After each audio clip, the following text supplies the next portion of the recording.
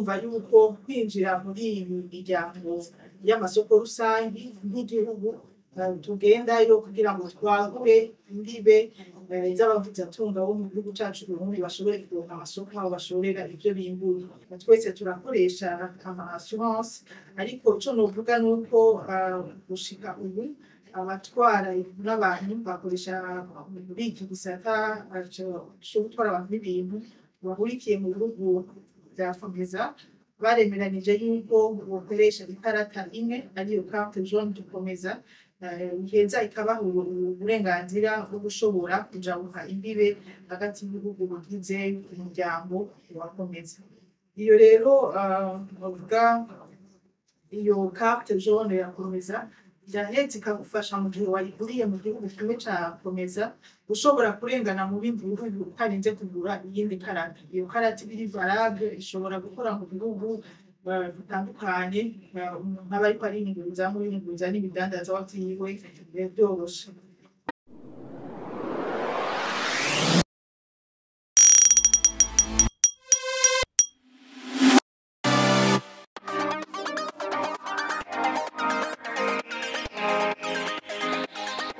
Umushikiranganje w'ubudandaji amahinguriro n'ingenzi Marie Chantal Nijimbere yagize ikiganiro n'abamenyesha makuru kuri wa kabiri genekerezo rya 2022 gitugutu umwaka wa 2024 amenyesha ko Uburundi buzoberamo inama y'ibihugu bigize umuryango w'isoko rusangi bitakomeza. Iyo nama ikabizobera ngaha ibujumbura kuva igenekerezo rya 2028 gushika igenekerezo rya 31 z'uku kwezi kwa gitugutu umwaka wa 2024 mu ngoro y'amakoraniro y'inama nshinga amateka mu Kigobe.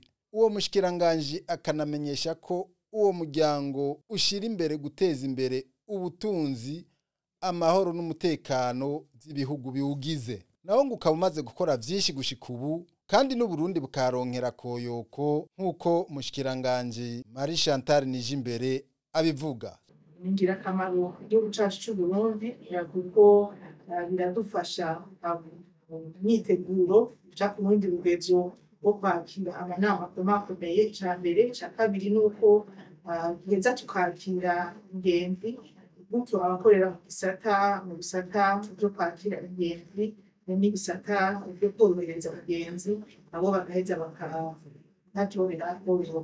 baradufasha muri vy'amaprocedure kugira ngo turabe ingene twogenda turagabanya umwanya ababa abadandaza canke abiyunguruza canke abiyunguruza ibidandazwa bamara ku mipaka, bikadufasha gushiraho ubuhinga bwa none ndetse n'inyubako zituma abantu bamara umwanya muto ku mipaka mu gihe baba bariko barajabukana ibidandazwa canke baba bariko bariyunguruza ubwabo.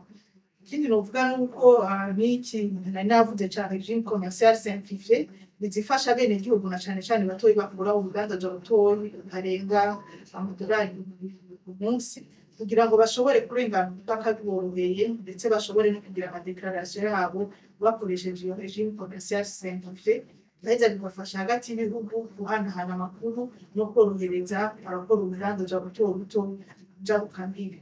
Rero régime commercial simplifié irakora novuga hagati y'ibihugu muri komeza ndetse hano mu Burundi tukazoyitanguza ku itariki 30 ukwezi kw'icumi mu mwaka nyene ku mupaka wo mu Gatumba hagati y'igihugu c'Uburundi n'igihugu ca Repubulika Iharanira Demokarasi ya Kongo. Bizoza bifasha abenegihugu bahora bagira ibibazo mu madeclaration abakora ubudandazwa bw'abakandibe bitarenze amafaranga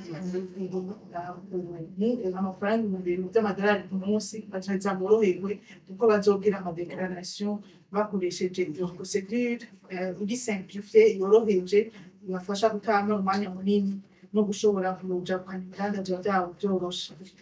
Ikindi novuga nuko mu gisata nyene co gutwara nk'abantu n'ibintu baheza tukumvikana kugira ngo arushireho amategeko twese atugenga ashobora kutworohereza adufasha no kugabanya umwanya w'aba transitaire abantu baba batwaye ibidandazwa. Ku bijanye n'ico Burundi bwiteze kuri iyo nama izohabera Marie Chantal Nijimbere avuga ko bimwe mu rusho ku Burundi ari ihanahana ry'ibidandazwa vyoroshe hagati y'u Burundi n'ibihugu bigize uwo muryango, amabanga Uburundi bugiye gushingwa muri uyo muryango, ubumenyi n'ibindi. Ngo kubona rero Uburundi bwaratowe ngo inama nk'iyo ibuberemwo ngo ni ikimenyetso ciza c'Uburundi mu makungu, agasaba abarundi rero kwakira neza abazitaba iyo nama. Igihugu c'Uburundi carizewe n'inama y'abakuru b'ibihugu bira 22 y'ibihugu bigize umuryango wa Komeza, bicerekana yuko igihugu c'Uburundi kiba gifise icizere mu makungu. Hanyuma bikerekana kandi ko igihugu c'Uburundi ari nyabagendwa. Rero ushobora kwerekana agatima k'abarundi ko kwakira abantu neza, ndetse na cane cane gutanga des services de qualité, aho bazorara, aho bazofungurira, ivyo bazokenera byose kugira ngo dushobore kwakira abantu neza nk'uko dusanzwe tubikora. Naho Uburundi bwateye intambwe, umushikiranganji Marie Chantal Nijimbere asaba abarundi kuyikamisha bakore cane batera izindi ntambwe.